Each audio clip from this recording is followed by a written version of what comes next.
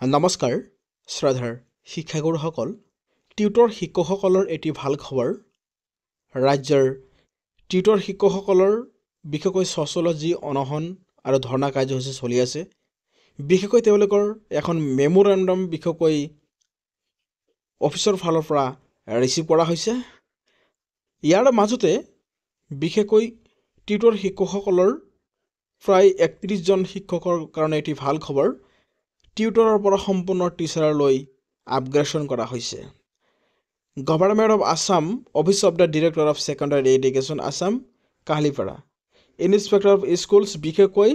বৰপেটা জিলা Bongaigaon Darrang Dhubri Dibrugarh south Salmara Mankachar Goalpara Hailakandi Kamrup metro Kamrup আৰু কোকৰাঝাৰৰ লগতে লখিমপুৰ মৰিগাঁও আৰু নগাঁও জিলাৰ শিক্ষকসকলৰ কাৰণে এটি ভাল খবৰ আহিছে submissions of undertaking of form of affidavit আৰু এই শিক্ষকসকলে অতি কম সময়ৰ ভিতৰত তেওঁলোকে এখন আন্ডাৰটেকিংত সহি কৰি জমা দিব লাগিব তেওঁলোকৰ নৰ্মছৰ ক্ষেত্ৰত বিশেষকৈ ইয়াতে স্পষ্টকৈ লিখা আছে তেওঁলোকৰ পাৰ্চেন্টেজ এই ফৰ্মখন ফিল আপ কৰি দিব লাগিব আৰু district wise and school wise details upgradations of tutors to teacher under the Provincialized Act 2017 and 18 যেটো প্ৰাধিকৃত আইন আছিল 17-18 আইনৰ আওতালৈ আনি এই শিক্ষকসকলক টিউটৰৰ পৰা টিচাৰলৈ আপগ্ৰেডেশ্যন কৰা হৈছে মৰিগাঁৱৰ বিশেষকৈ নেইলি সিনিয়ৰ সেকেন্ডাৰী স্কুল আপোনালোকে নিশ্চয় দেখা পাইছে ডিস্ট্ৰিক্ট আছে name of school name of incumbents designation subject আৰু পাৰ্চেন্টেজ অফ মাৰ্কস তেওঁলোকৰ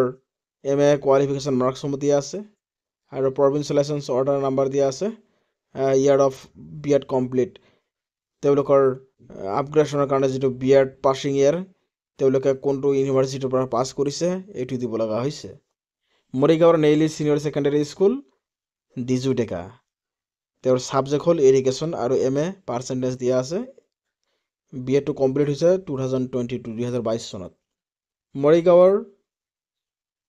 বাৰ্থ হল দলৈগাঁও হায়াৰ সেকেন্ডাৰী স্কুল তাৰ পিছত বাৰ্থ হল ডালৈগাঁও হায়াৰ সেকেন্ডাৰী স্কুল দুইজন আছে আৰু দৰঙৰ আছে দুইজন বিশেষকৈ দৰং জিলাৰ Dahi senior secondary school Dahi senior secondary স্কুলৰ দুজন আছে কামৰূপৰ আছে কামৰূপ মেট্ৰৰ আছে দক্ষিণ গুৱাহাটী সিনিয়ৰ সেকেন্ডাৰী স্কুল তাৰ পিছত বৰপেটাৰ আছে কয়াকুছি সিনিয়ৰ সেকেন্ডাৰী স্কুল লগতে বৰপেটাৰ কয়াকুছি সিনিয়ৰ সেকেন্ডাৰী স্কুলৰ আৰু এজন আছে আৰু কয়াকুছি সিনিয়ৰ সেকেন্ডাৰী স্কুলৰ তিনিজন প্ৰায় শিক্ষক আছে বৰপেটা জিলাৰ বিশেষকৈ ৰতিকান্ত লহকৰ মহাবিদ্যালয় সিনিয়ৰ সেকেন্ডাৰী স্কুল সালকাটা জনপ্ৰিয় হায়াৰ সেকেন্ডাৰী স্কুল সালকাটা জনপ্ৰিয় হায়াৰ সেকেন্ডাৰী স্কুলৰ তিনিজন মান আছে নগাঁৱৰ আছে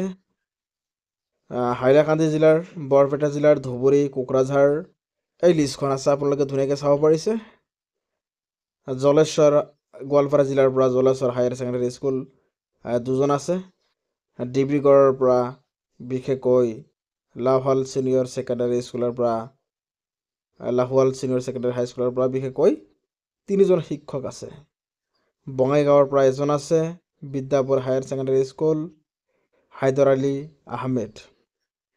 এই ছাৰৰ বিশেষকৈ পোষ্ট আপগ্ৰেডেশ্যন কৰা হৈছে নগাঁও জিলাৰ নগাঁও জিলাৰ পৰা দুইজন কামৰূপ মেট্ৰৰ পৰা দুইজন আৰু লখিমপুৰৰ পৰা বিশেষকৈ এজন লখিমপুৰ জিলাৰ পৰা মাত্ৰ RK সিনিয়ৰ সেকেন্ডাৰী স্কুলৰ দীপক বৰা তেওঁৰ MA কোৱালিফিকেশ্যন বহুত ভাল পাৰ্চেন্টেজ 68.25% আৰু 2015 চনতেই ধুনীয়াকৈ B.Ed কমপ্লিট কৰা হৈছে গতিকে ৰাজ্য চৰকাৰৰ যি গভৰ্ণমেণ্ট অৰ্ডাৰ এই অৰ্ডাৰ মৰ্মে এই শিক্ষকসকলৰ পোষ্টটো সম্পূৰ্ণভাৱে আপগ্ৰেডেশ্যন কৰা হৈছে আৰু লগতে আন্ডাৰটেকিংত আপোনালোকে নিজৰ ডাটা কেইখন অতি কম সময়ৰ ভিতৰত ফিল আপ কৰিব লাগিব এনেকৈ টিউটৰ টু ধুনীয়াকৈ সাবমিশন লিখা আছে with reference to the Subject stated, above, I would like to inform you that Gov. Flight letter number Imanimano have conveyed sanction of upgradations of 31 tutors of the post of teachers as per section 7(1) of the Assam Education Provincial License of Service of Teachers and Reorganizations of Educational Institutions Act 2017, Amendment 2018, with a direction to collect undertaking in the form of affidavit. You are therefore requested to submit the undertaking of the form of affidavit and verify the original documents of graduation's master degree and B.Ed degree under your jurisdictions as per enclosed within 3 days from the date of receipt of the communications. গতিকে এই শিক্ষকসকলে 3 দিনৰ ভিতৰত তেওঁলোকৰ B.Ed লগতে master degree নাইবা graduation complete হোৱা সম্পূৰ্ণ ডকুমেণ্টছ তথ্য সহকাৰে ভেৰিফিকেশ্যন কৰিব লাগিব। তেওঁলোকৰ কাৰণে অলৰেডি আণ্ডাৰটেকিঙৰ যিটো ফৰ্ম দিছে ইয়াতে নিজৰ নাম লিখিব লাগিব। আই শিক্ষকজনৰ নাম hereby state I have been working as assistant teacher হ'লে এছিষ্টেণ্ট, পোষ্ট গ্ৰেজুৱেট হ'লে পোষ্ট গ্ৰেজুৱেট, ইয়াতে ৱৰ্কিং এজ আপোনাৰ ডেজিগনেশ্যনটো লিখি দিব পোষ্টৰ এগেইনষ্টত আৰু স্কুলৰ নামটো ডিষ্ট্ৰিক্ট মেনশ্যন কৰিব। I have obtain master degree from কোনটো ইউনিভাৰ্চিটিৰ পৰা পৰিছে আপুনি সেই ইউনিভাৰ্চিটিৰ নাম লিখিব লাগিব। ইন দ্য ইয়াৰ আৰু ইয়াতে চনটো লিখি দিব। Which is duly